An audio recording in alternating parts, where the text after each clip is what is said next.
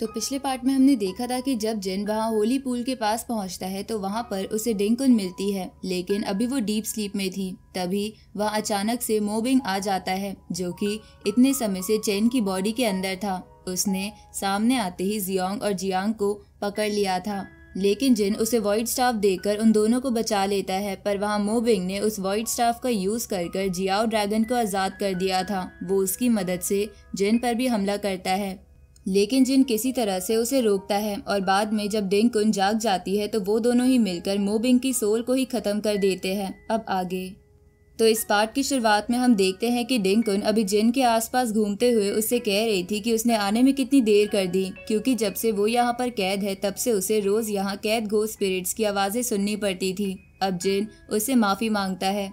वैसे तभी जियांग उसके ऊपर हाथ फेरती है और कहती है कि अच्छा, तो यही वो डिवाइन स्पिरिट आर्टिफैक्ट है जिसकी आपने हमें कहानियां सुनाई थी। इस पर डिंकुन कहती है कि हाँ, वो इस यूनिवर्स की सबसे ब्रिलियंट पर्सन की एक खास स्पिरिट आर्टिफैक्ट है, जिस पर जियांग और जिन दोनों ही हंसने लगते हैं।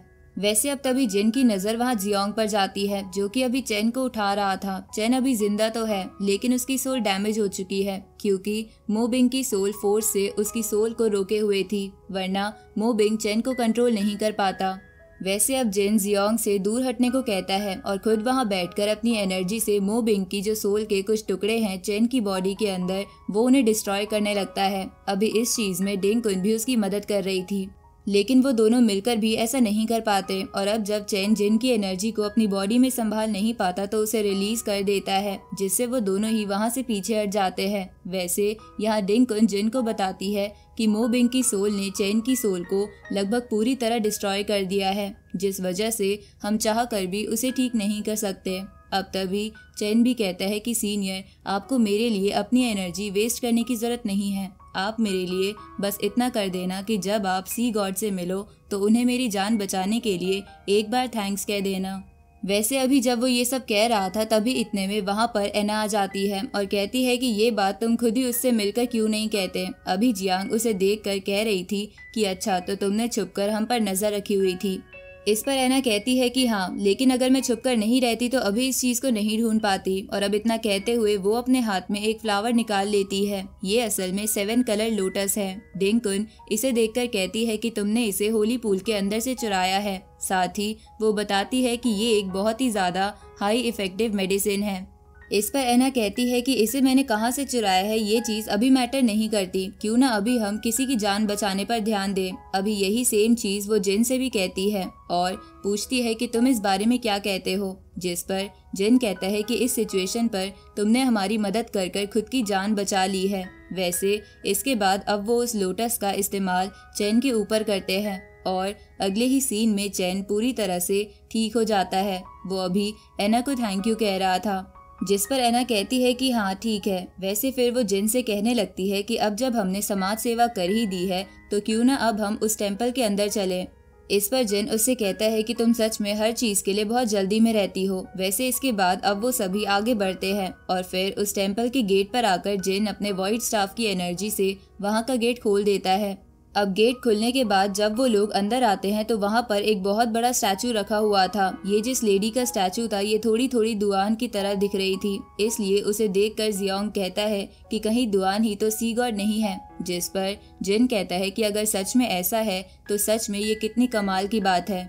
वैसे उसी दौरान डिंकुन वहाँ आगे आ जाती है और कहती है कि आखिर ये सी गॉड होता क्या है। ये लेडी तो चाओजी है, ये हाइतियान वर्ल्ड की टैबू थी और इसने उस वर्ल्ड को बचाने के लिए खुद को सैक्रिफाइस कर दिया था। फिर शायद इसने सरवाइव कर लिया होगा, इसलिए इसका स्टैचू यहाँ पर है। अब ये सुनकर जिन कहता है कि ये तो और भी कमाल की बात है। वैसे इसके बाद अब वो चैन से वो शेल मांगता है और उसे बजाता है, जिसके बाद अचानक से ही आसमान से बहुत सारी स्पिरिचुअल एनर्जी वहाँ उस बड़े से स्टैचू पर गिरने लगती है, जो चीज अभी बाहर से जियाओ भी देख रहा था। वैसे अब यहाँ टेम्पल में हम देखते हैं कि अचानक से ही उनके सामने चाओजी आ गई थी, जिसे देखकर वो सभी उसे रिस्पेक्ट दे रहे थे क्योंकि वो सब उसे सी गॉड मानते हैं। वैसे अब चाओजी जिन और डिंकुन से कहती है कि यहाँ तक का सफर बहुत मुश्किल भरा होगा, तुम्हें ज्यादा प्रॉब्लम तो नहीं हुई। अब तभी जिन उसकी एनर्जी को महसूस करते हुए उससे कहता है कि मुझे नहीं लगता कि तुम टैबू स्टेज पर हो, शायद तुम चाओजी की क्लोन होगी। इस पर चाओजी हाँ करती है। वैसे वो बताती है कि जब असली वाली चाओ जी यहाँ पर आई थी तो कुछ ही टाइम बाद यहाँ स्पिरिट स्टोन रेन हुई थी और उनमें ही एक डीमन स्टोन भी था, जिसकी वजह से जियाओ ड्रैगन जाग गया और उसे रोकने के लिए चाओ जी ने अपनी पूरी पावर लगा दी थी। लेकिन इस सब के बाद भी वो सिर्फ एक ही लड़के को बचा पाई थी। ये सुनकर चैन कहता है कि वो लड़का तो मैं ही हूँ। साथ ही चैन समझ जाता है कि इसी वजह से उसे यहाँ सी गॉड आइलैंड की हर एक चीज याद थी। वैसे वो पूछता है कि अभी असली वाली चाओ जी कहाँ पर है, जिस पर क्लोन चाओ जी बताती है कि उसके पास कोई और चॉइस नहीं थी, इसी वजह से वो इस प्लेनेट को छोड़कर चली गई। वैसे क्लोन चाओ जी ये भी कहती है कि जब मैंने देखा कि केओस फर्नेस और जिन तुम यहाँ पर आ रहे हो तो मैंने सोचा कि अभी भी होप पूरी तरह से खत्म नहीं हुई है। ये सुनकर डिंगकुन हंसने लगती है और कहती है कि तुम सच में बहुत समझदार हो। लेकिन जिन कहता है कि भले ही वो टैबू स्टेज पर है पर फिर भी वो उस इविल ऑरा को खत्म नहीं कर सकता, क्योंकि पूरे आइलैंड से उस ऑरा को खत्म कर पाना लगभग नामुमकिन है।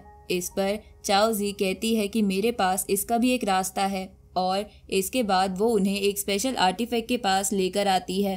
इस आर्टिफैक्ट को असली वाली चाओ जी ने बनाया था। इस पर एक फॉर्मेशन बना हुआ है जिसे देखते हुए जिन कह रहा था कि अब शायद हम सच में इस आइलैंड पर से उस पूरे इविल ऑरा को खत्म कर पाएंगे। वैसे अब जिन उस एटर्नल लाइफ स्टोन को वहां उस आर्टिफैक्ट के बीच में लगाता है, जिसके बाद वो आर्टिफैक्ट हल्का सा हिलता है और रुक जाता है। उसे अभी थोड़ी सी स्पिरिचुअल एनर्जी की जरूरत थी। इस वजह से जिन और डिंगकुन दोनों ही अपनी अपनी स्पिरिचुअल एनर्जी एक साथ उस आर्टिफैक्ट के ऊपर डालने लगते हैं, जिससे वो आर्टिफैक्ट फिर से घूमने लगा था। लेकिन कुछ ही देर घूमने के बाद वो फिर से रुक जाता है। जिन कहता है कि आखिर ये फिर से क्यों रुक गया, जिस पर चाओ जी कहती है कि शायद अर्थ पर हम हमारी पूरी एनर्जी का इस्तेमाल नहीं कर सकते, इसलिए ये तुम्हारी टैबू स्टेज की एनर्जी को भी रोक रही है। अभी जिन रूल के खिलाफ इस एनर्जी का इस्तेमाल कर रहा था, इसलिए एना कहती है कि ये बहुत ही ज्यादा रिस्की है। लेकिन जियांग कहती है कि मुझे सीनियर पर पूरा भरोसा है।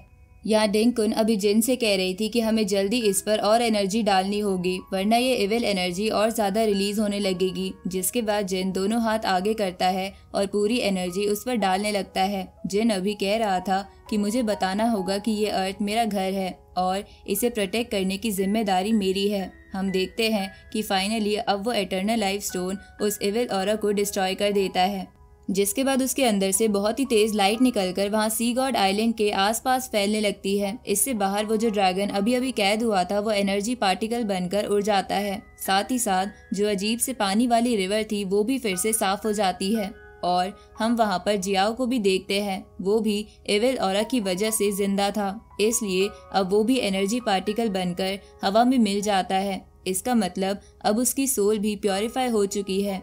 वहाँ दूसरी तरफ समुद्र के अंदर जो साइरेंस थे उनके ऊपर से भी उस इविल ऑरा का असर हट गया था, जिससे जो बचे हुए साइरेंस थे वो फिर से पहले की तरह दिखने लगे थे। साथ ही यहाँ हम सैम की बहन सी हुई को भी देखते हैं। उसने अभी सैम की बॉडी ढूंढ ली थी और वो उसे किनारे पर लेकर आ गई थी। अब वो उसे वहाँ छोड़कर वापस पानी में चली जाती है। हम देखते हैं कि सैम अभी मरा नहीं था, क्योंकि सीयू ने उसे सही टाइम पर बचा लिया था और साथ ही साथ ली भी अभी पूरी तरह से ठीक है और वो यहाँ पर आकर बहुत ही ज्यादा खुश भी है। अब इसके बाद हम वहाँ वापस सी गॉड आइलैंड के अंदर आते हैं, जहाँ पर सभी लोग बहुत खुश थे। अब जिन चाओ जी से कहता है कि मैंने तुम्हारी मदद की, अब तुम्हें मुझे कुछ बातें बतानी होगी। जिन पूछता है कि जो स्पिरिचुअल लेडी मुझे यहाँ अर्थ पर आने से पहले मिली थी वो कौन थी और आखिर वो जेनी मतलब दोस्त को कहाँ पर लेकर गई होगी। इस पर चाओ जी कहती है कि वो केओस गेट की प्रोटेक्टर है और वो तुम्हारी दोस्त को जरूर 9th वर्ल्ड में लेकर गई होगी। अब 9th वर्ल्ड का नाम सुनकर